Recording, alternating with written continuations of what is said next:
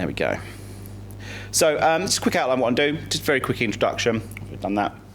Sort of why you should care as a business, why should you care about the psychology of marketing? You know, it's not just writing a piece of paper, it's not just writing a blog post, it's not just writing. It's a little bit about why you should care.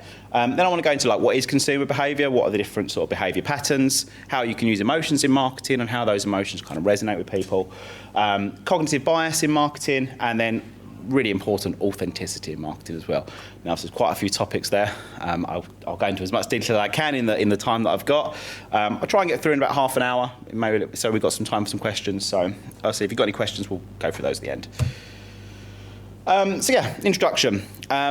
Just want to talk about basically what affects consumer buying behaviours, what influences people in buying, how do they think, and what can you do as a marketer, or you know, how can you in things you're creating, what can you go through, what sort of things can you put together? And obviously there are key elements to consumer psychology. You know, we all buy stuff. Everyone here buys things. We might be business people. We still buy things. There's things behind that we can influence. Also, as a marketer, you can tap into. There's an awful lot. It's absolute chaos though. There's a lot of things to consider, and there's no way you can sell everything to everyone. That you'll never be able to. This is one of my favourite quotes from Carl Jung, a psychologist. In all chaos, there's cosmos. In all disorder, secret order. So that's the kind of thing for marketing. Marketing for me is about storytelling as well. It's about finding that thing and finding that order within there. So the key things of like why you should care as a marketer. The key one for me, and the thing I'm really going to tap into today, is these tailored marketing strategies. If you know how people think, and you know, or ideally how people think, or how they're buying, and how that process looks like, that's going to help you as a marketer. That's going to help you to sell things. And fundamentally, that's what we're here for. But also improve communication. You know, how to speak to your customers, your clients. That's really, really important. If you know how they think and what they're looking for, you know how to speak to them, and fundamentally, people want to feel like you're on the same level. Same, customer retention. You know, it's not just about selling. Sometimes it's about keeping those customers. It's about keeping them. That's really, really important. You know, if you've got a service, an ongoing product, or a resellable product, you want to keep those people in. And fundamentally, to get a competitive advantage. If you understand your customers and you can differentiate yourself from your competitors, you're going to have that competitive advantage. I can't imagine there's a single person here who hasn't got dozens of competitors in the business they're doing. So getting an advantage over that is going to be really important for you. So a bit of a dictionary definition. What is consumer behaviour?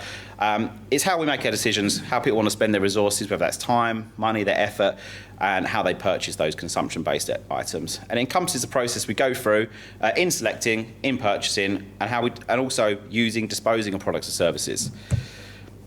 The key aspects that I want to talk about today is the decision-making process. So the stages that people go through, and we all go through. There's 5 stages.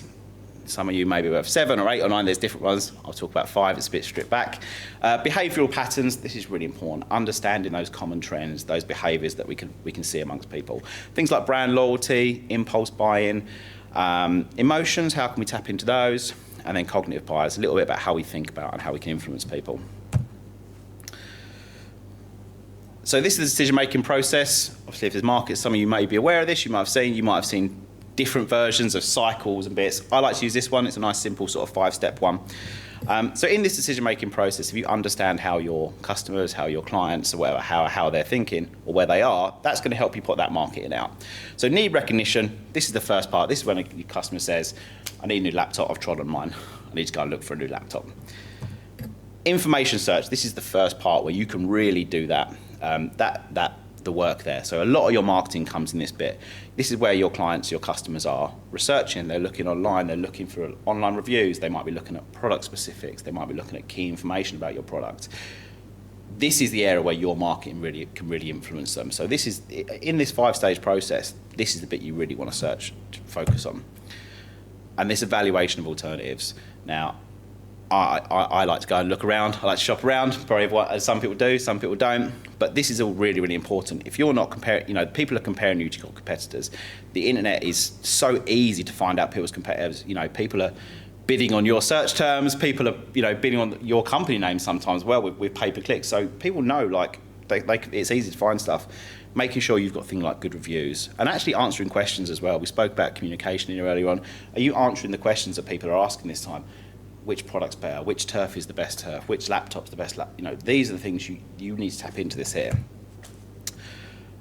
Purchase as well. Now, hopefully, by this point, they've decided to purchase with you. Actually, it's really important that you make your purchase journey easy as well. I'm sure many of us here have been frustrated with a purchase journey. You try and buy something online, you try and click, you can't find the button, you don't know where the basket is, you can't add the add-ons. That can really frustrate people. And even if they really want your product, I've got to websites and gone, I can't use this website, I'm going to buy from someone else. So making even that simple purchase function is really, really important. You know, Amazon have one click. Now, not everyone can do that, but things like that, so one click, can you make that easier? And then also post-purchase as well. Post-purchase is something that often gets overlooked.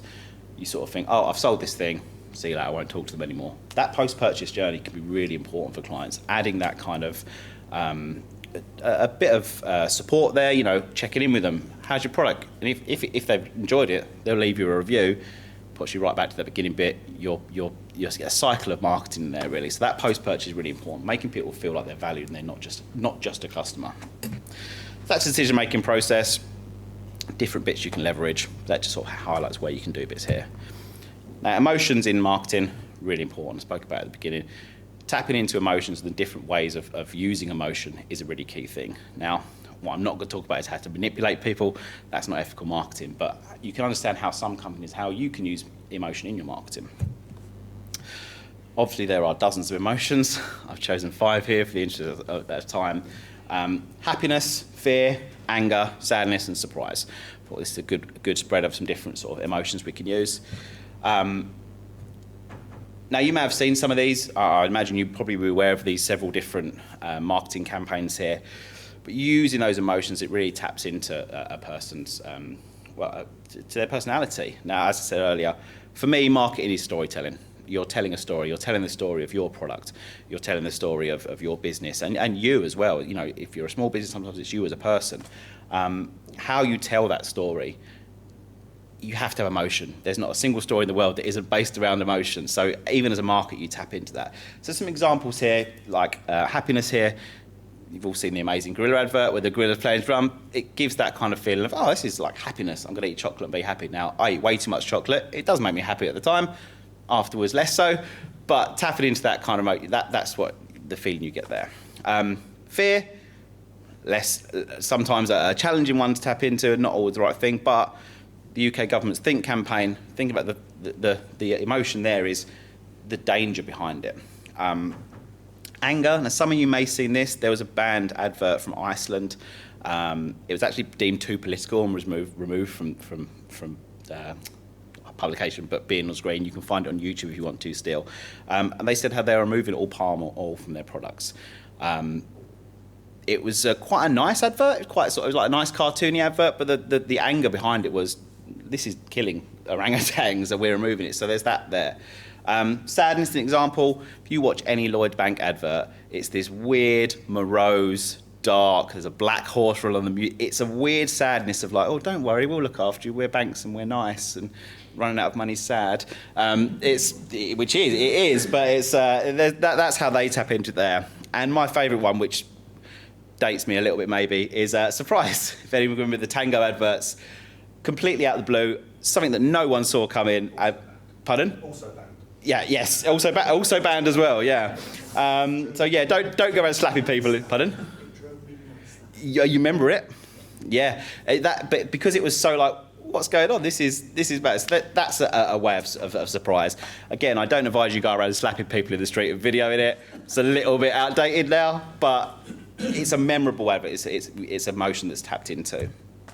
And yeah, just tapping into those different emotions, it creates memorable connections. You know, you might have hated the Tango advert, but you definitely remember it. You know, if you remember something, you might think, that's what I want to go and do. So talk about human behaviour. Human behaviour patterns, these are really important. We all go through these unconsciously as well. And the key ones that I want to talk about in marketing: impulse buying, routine buying, brand loyalty, price sensitivity, social influence, convenience, seasonal, research, and ethical. I'm going to fly through these a little bit, but there'll be ask questions at the end. And I want to talk about how you can leverage them as well. How can you tap into these? I've got a couple of examples of ideas. So impulse buying, We've all done this. Some of us are worse at it than others, I suspect. But it's those spontaneous, those unplanned purchases, often driven by emotional triggers. It might be you go onto a website, you see a limited time discount on a website. Oh, I better get that quickly. I'll go enjoy it. Or when you go to supermarkets, you'll see stuff at the point of sale. Oh, I'll just grab those peanuts for an extra £2 that I didn't want. But I think that impulse. Oh, they're there. That's that impulse buying. But buying into that is a way you can get that. I don't know if anyone. Sometimes you've got a big business, or you're like us as a marketing agency. Impulse buying doesn't really work for us. But if you're selling sort of confectionery or toilet products, quick products, they're usually quite good impulse buys. Routine buying, this is the ones that are made out of habit. Now, these are things you go over and over again. Often decision making is taken out of it because you just decide to go and buy the same thing there. How can you leverage that? Well, offering subscriptions. Sometimes if you've got a product that's short-lived or is people only need it once a month or whatever, offering subscriptions to that, sometimes people will do that because it takes the thought process out of it. It's a routine purchase. Oh, I'll just go with them, it's easy. People do it on phone contracts and stuff, even that's, I'll just stay with them, it's there. Oh, they're giving me 5% off. Great, I'll go with there. Those routine purchases that you're going to do every month, every year even, if you take that thought process out of it, you can tap into that routine buying emotional behaviour. Brand loyalty, very hard one to get to, but one of the best ones you can get. I've been with O2 for 25 years. I can probably get a better price somewhere else. It's just easy to keep them there. Tapping into that brand loyalty. Have you got a strong loyalty program of your business? Do you reward your customers and clients for staying with you? Because if you do, they'll want to stay. I think I get cheaper Disney Plus for like £7 rather than £10 of O2. I don't even watch it that much, but I'm like, oh, that seems like a good idea. I'm getting an extra £3 a month. Tapping into those loyalty programs. Think about, can you offer that with your clients? Because if you can, they're going to want to stay with you because you're getting something through. Price sensitivity. Now, obviously, I don't want to bang on about cost of living crisis, but price sensitivity is something that we all think about. All consumers generally think about it, and that if you're heavily influenced by price, a way you can leverage that is emphasize your low prices or your consistent value. Have that displayed prominently. Again, it's easy with retail products, but attracting your price-sensitive customers through proper marketing campaigns. Sometimes people are led by price. If you know that's what drives them, don't be afraid to talk about it. If that's what if you know you're good value, talk about the good value you are.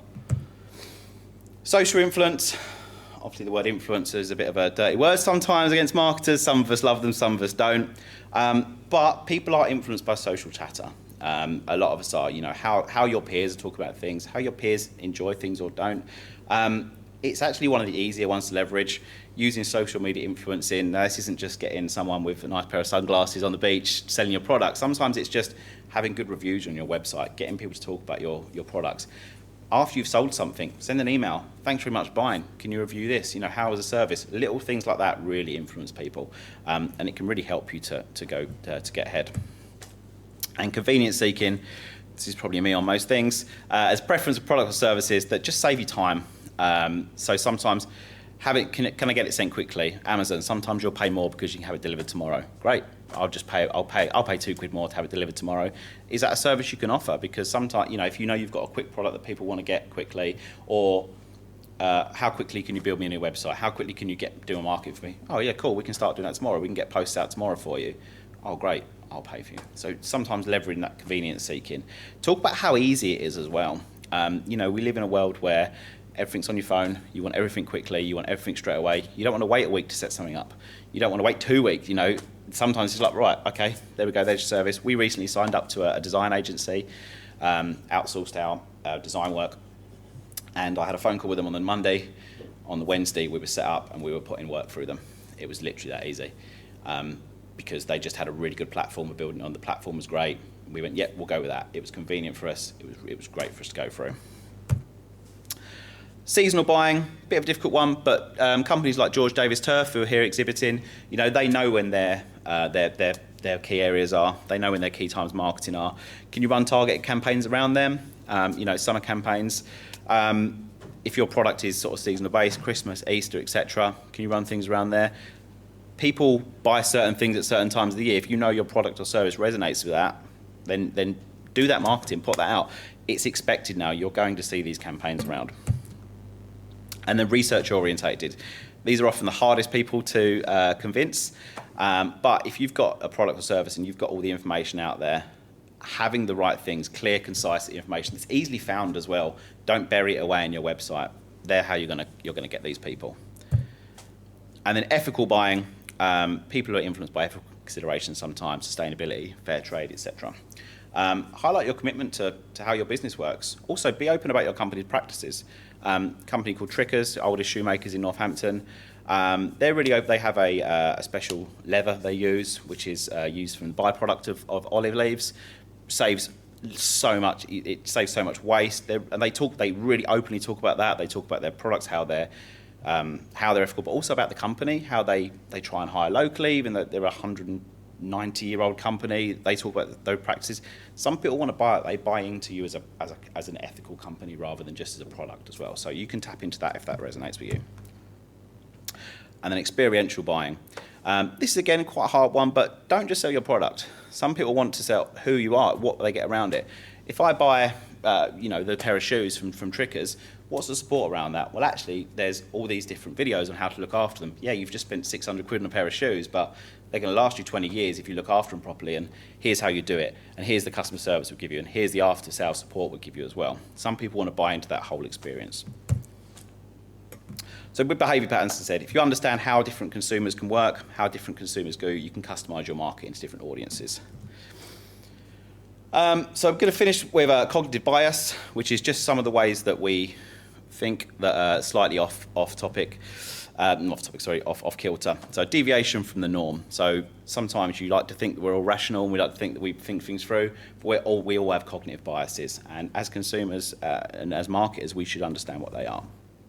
So I'm just going to talk about these 5. Anchoring, scarcity, social proof, reciprocity, which I can never pronounce, I did well today, and loss aversion.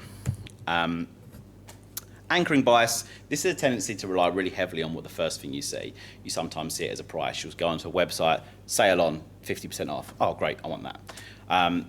The way to leverage that anchoring bias is, are you running a seasonal sale? Show the original price next to it. You'll often see it on sales where if I just say this is £400, you go, it's quite expensive.